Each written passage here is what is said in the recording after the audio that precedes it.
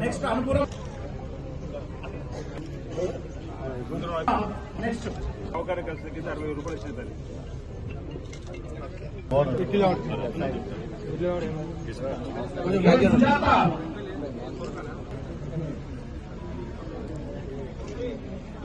Are Naveen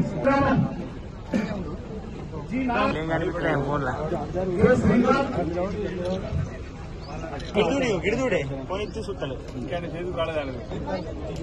పంపుతుంది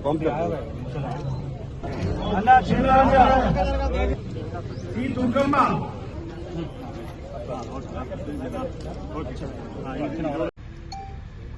ఈ ప్రభుత్వం ఏర్పడి 12 మాసాలు దాటి 13వ మాసంలో పట్టేటువంటి సందర్భం మీ ఆశీర్వాదంతో గౌరవ ముఖ్యమంత్రి గారు రేవంత్ రెడ్డి గారు 10 బాధ్యతలు స్వీకరించిన తర్వాత గత బీఆర్ఎస్ ప్రభుత్వం 10 సంవత్సరాల్లో చేయలేని పనుల్ని సంవత్సరం లోపల చేస్తున్నటువంటి పనులను తీర్పించుకోలేక ముంపు గ్రామాలున్న ప్రధాన సమస్యకి ఇందిరా మిల్లు 4690 ఇచ్చుకుంటే రాజన్న ఆలయానికి ఏటా 100 కోట్లు ఇస్తారని దేవుడికి చెరుకు పెట్టి ఇవ్వని వాళ్ళు, డబుల్ బెడ్రూమ్ ఎక్కడన్నా కట్టుకున్న 4 ఇస్తారని ఇవ్వని వాళ్ళు ఇష్టానుసారంగా మాట్లాడుతున్న మాటలు చూస్తుంటే అప్పుడు బాధ అనిపిస్తుంది. అంటే చేసేవాడిని నడిచేవాడిని ప్రజలలో వస్తున్నటువంటి పేరు ప్రఖ్యాతులకు ఈరోజు భయపడే వాళ్ళు చేస్తున్న కార్యక్రమం తప్ప మరొకటి కాదని మాట సందర్భంలో చెప్తూ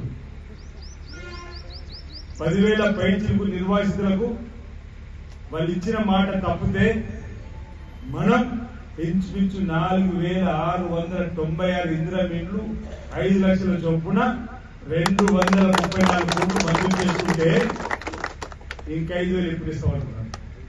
అరే 10 ఏళ్లలో ఒకటి ఇయ్యలే, 12 నెలలు మేము సగం ఇచ్చినాం కదా అంటున్నాం. ఇంకా సగం కూడా ఇవ్వడానికి సిద్ధంగా ఉన్నాం. మేము ఇప్పటికే చెప్పినాం. ఎందుకు బీఆర్ఎస్ పార్టీ ఎందుకు ఈ ఆందోళన చెందుతున్నా అర్థం కావడానికి. ఏటా 100 కోట్ల రాజధానికి ఇవ్వలే, మనం ఇంచుమించు మన 47 కోట్లతో రోడ్డు వెడల్పు, 77 కోట్లతో ఆలయ విస్తరణ, 35 కోట్లతో అన్నదాన సత్రానికి సంబంధించి భూమి పూజ చేసుకుంటే కట్టగింపుగా ఆలయ విస్తరణ ఎందుకు చేసుకోవడం చెప్పి అంటున్నారు తెలియని ముచ్చరు. కానీ ఇష్టానుసారంగా మాట్లాడిన మాటలు మనం చూస్తున్నాం. ఈ రోజు ఏదో పత్రికలో ఒక వార్త వచ్చింది, వీటికి సమాధానం చెప్పాలని. నేను ఇప్పటికీ చెప్పిన సమాధానం బహుశా వాళ్ళు చూడకపోతే నేనేం చేయాలి. పేరు ముందు నమస్తే, తర్వాత తెలంగాణ పెట్టుకుని ఇష్టానుసారంగా మాట్లాడినటువంటి రోత రాతలు, పిచ్చి కథనాలు, ప్రజలను డైవర్షన్ చేసేటువంటి ఫ్రస్ట్రేషన్ లో కేటీఆర్ మెప్పు పొందడానికి చేసేటువంటి కథనాలు. 10 సంవత్సరాల వాళ్ళు కోడెలు స్వచ్ఛంద సంస్థల పేరిట వ్యాన్లలో కుక్కిరించి పంపించేవాళ్ళు.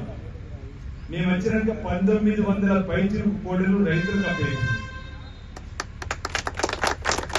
అది అక్కడక్కడ ఒక రైతు కక్కుర్తి పడి 4 పేర్లు 5 పేర్లు తీసుకోవాలి కానీ నమ్ముకుంటే మనం కేసు కూడా పెట్టినాం. ఇది మా ప్రభుత్వ సిద్ధం గవర్నమెంట్.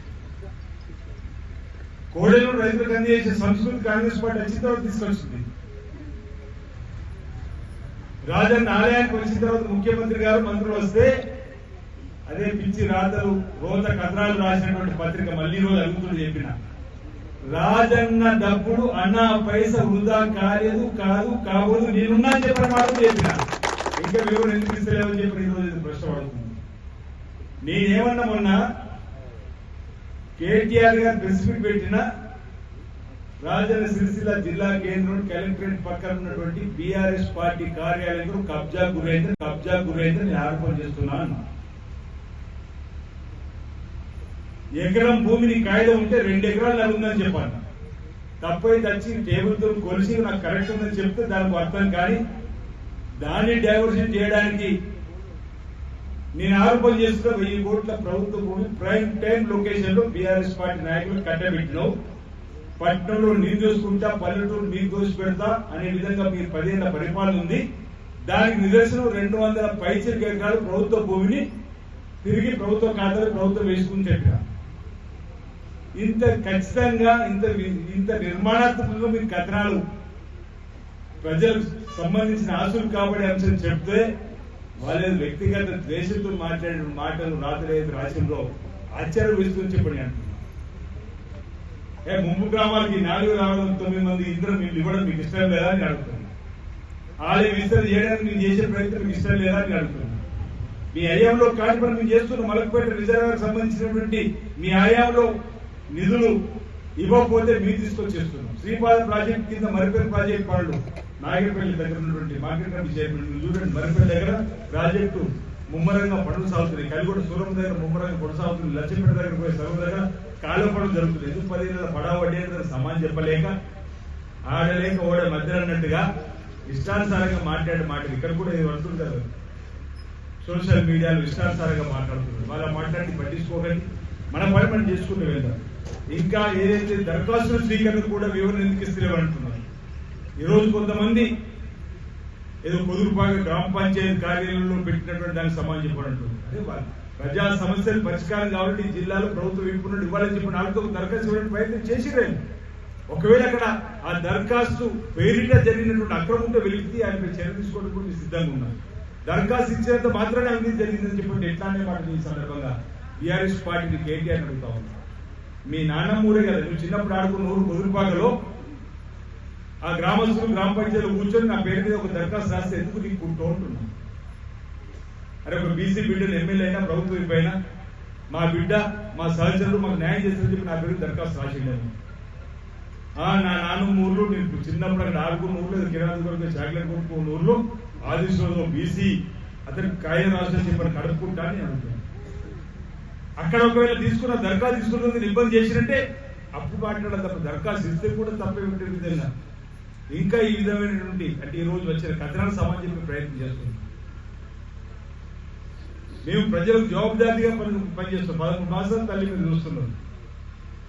ఒక్కరోజు కూడా సెలవు పెట్టాం తల్లి. 13 మాసాలు మీరు ఇచ్చినటువంటి పదవితోటి ప్రజాక్షేత్రంలో ఉంటున్న ప్రజా సమస్యల పరిష్కారం ధ్యేయంగా పనిచేస్తున్నాం. ఇంచుమించు 1000 కోట్లతో అభివృద్ధి చేసినటువంటి వివరాలు ఏమంటున్నారు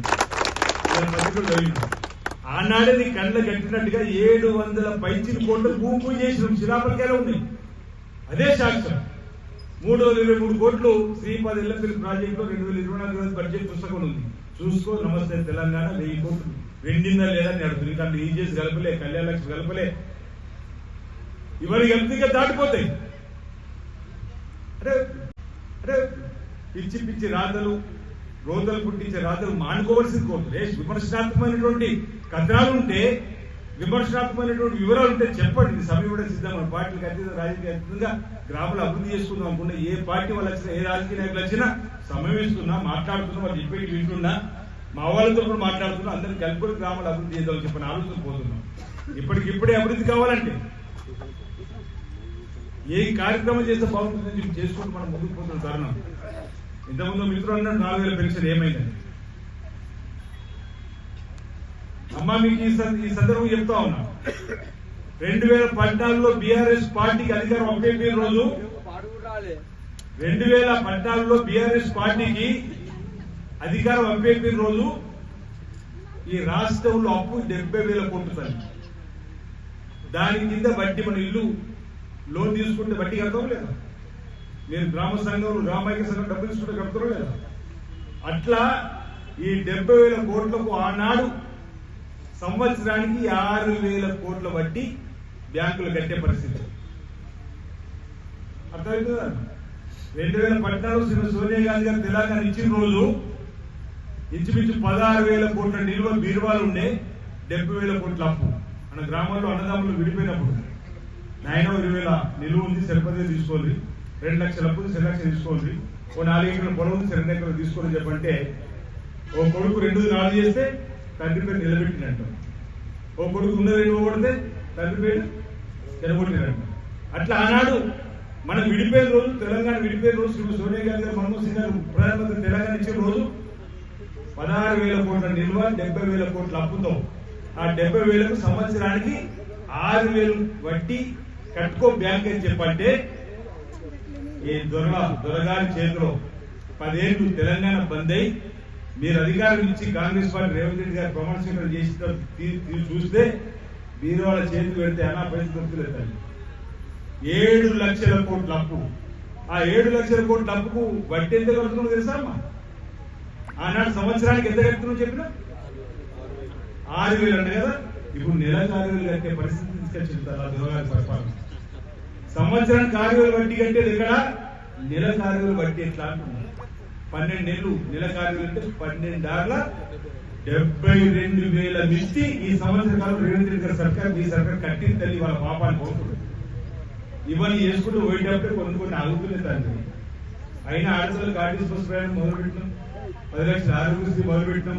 ఆయన రైతులకు ఉచిత కరెంట్ ఇచ్చిన ఈరోజు మీ గ్రామాల్లో 200 యూనిట్లు కరెంట్ బిల్లు కట్టకుండా మాఫీ చేసినాం. 21,000 రైతులు రుణమాఫీ, 21,000 కోట్లు రైతులు రుణమాఫీ చేసినాం. 3500 ప్రతి నియోజకవర్గానికి నీళ్ళు ఇస్తున్నాం. ఇక్కడ 4,000 నీళ్ళు ఆల్రెడీ మీద వచ్చినాయి.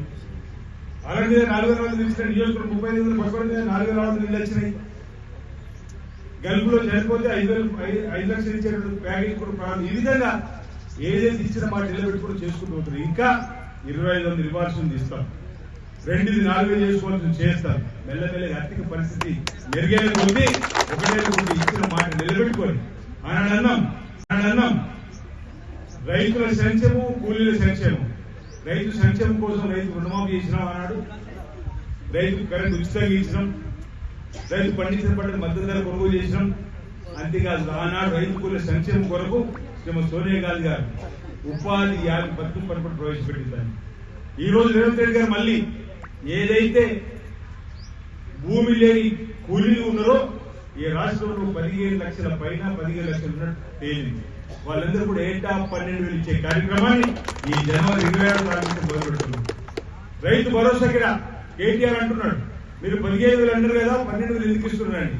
నువ్వు ఎందుకే దాని రోడ్డు నువ్వు చేసిన దుర్మార్గమైన పరిపాలనలో విధ్వంసం చేసి రాష్ట్రాన్ని అప్పుల రాష్ట్రం చేసినావు కాబట్టి ఉన్న డబ్బుతో సమకూర్చుకోవాలండి.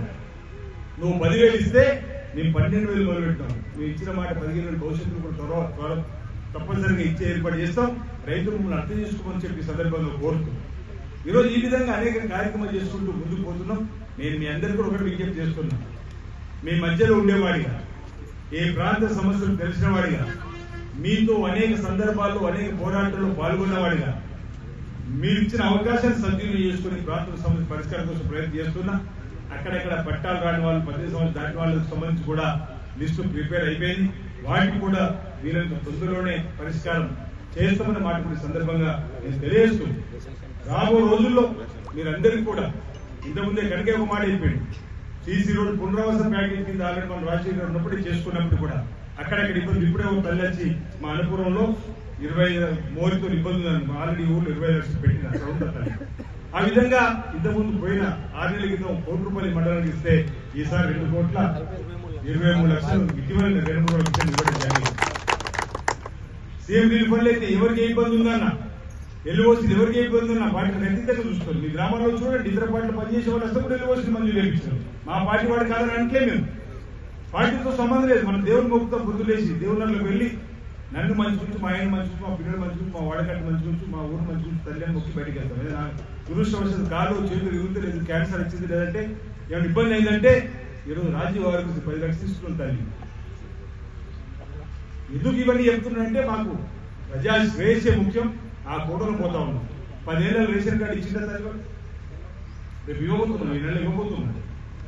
ఆ 10 ఏళ్ళ కింద ఉండిన పిల్లాడు 10 ఏళ్ళు అయింది పోవాలని కోట రేషన్ కార్డు చూసుకుంటాం.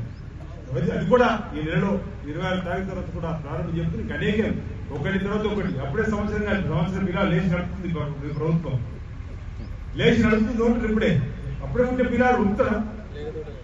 కొత్తగా కోడలు అత్తారింటికి వచ్చిన తర్వాత ఆ ఇంట్లో మిషన్ టైం పడుతుందో పడుతుంది. కొంచెం అత్తకిట్ల గౌరవం వేయాలి, మావకిట్ల గౌరవం వేయాలి, ఏ విధంగా ఉండాలని ఆలోచిస్తారా లేదా?